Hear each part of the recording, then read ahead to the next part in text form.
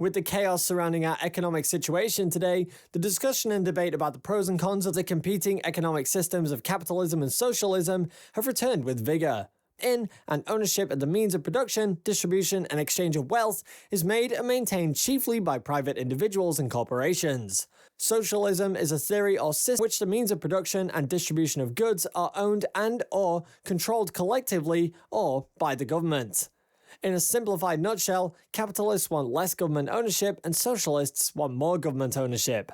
In addition to that definition, it is important to note that capitalists don't believe that government-run organizations are the most efficient means for wealth distribution, public services, or healthcare, or even insurance.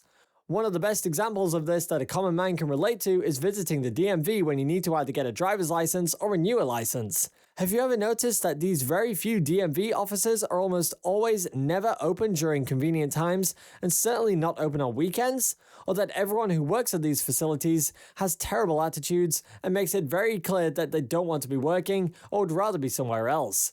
Well, this serves as a great analogy for a socialist-run government. Without capitalism there is no competition. Therefore, the DMV as a whole and the employees who work there have no incentive to work harder than needed to barely get a job completed. They don't have to worry about customer complaints because guess what? Even if they hate the DMV, they've got nowhere else to go. If you get rid of all competition, there is no incentive to work hard and make an enjoyable experience for your customers. Historically, the countries that have achieved the greatest amount of economic success over the years and centuries have been those that have embraced capitalism: the United States, Japan, South Korea, Australia, just to name a few. There is a smattering of socialism mixed into these countries' economic systems: Social Security, Medicare.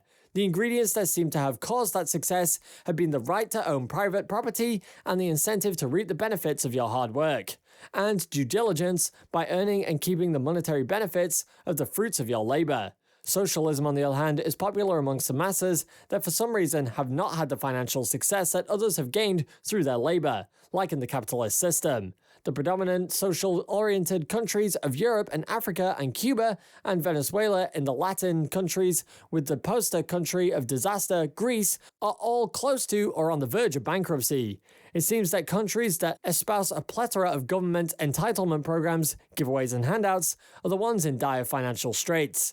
You could say that the old expression, "there's no such thing as a free lunch," applies to these countries, except for the government elites who become the wealthy class while the masses wallow in poverty. The capitalist believes that wealth in the right hands of bright, successful, hardworking people, entrepreneurs, will be the incentive to produce new and better products and services because of the expectation of the monetary reward from which they will benefit. They believe in the trickle-down prosperity theory as opposed to the trickle-up poverty theory, which they claim the socialists espouse. The socialists, on the other hand, say that wealth concentrated in the hands of the wealthy capitalists produces a society of a few rich people and many poor people, with the tendency for the rich to take advantage of the less fortunate. They claim that greed will eventually be the downfall of the capitalist system. Our Constitution states that all of us have the opportunity to succeed, not the guarantee of success. Most of the world's economic basket cases around the world are predominantly socialist-oriented countries. I don't think that's what Joe, the plumber, had in mind when he asked Barack Obama his question about taking from the producers and giving to the non-producers through taxation. We now know that the answer Obama gave Joe in the 2008 campaign, that we all must share the wealth, had been his overriding domestic policy position during his time in office. That was one of the reasons why the economic recovery under Obama over his 8 years in office had been the worst economic recovery in modern times in the history of the US. Now under President Trump, we've had the best economic times in decades because of his tax reduction policies and his tearing down of onerous regulations. We now have a debt of over $22 trillion and rising, without any attempt to rein that in so that our children and grandchildren are not burdened in the future with paying off this enormous debt. If we keep this up, who knows, we might become the next Greece.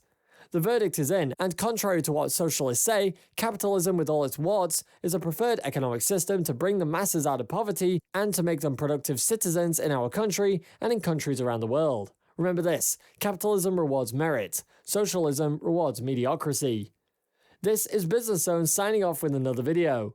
We hope you enjoyed the information that we gave you today, and please make sure to click the like button and subscribe to the channel.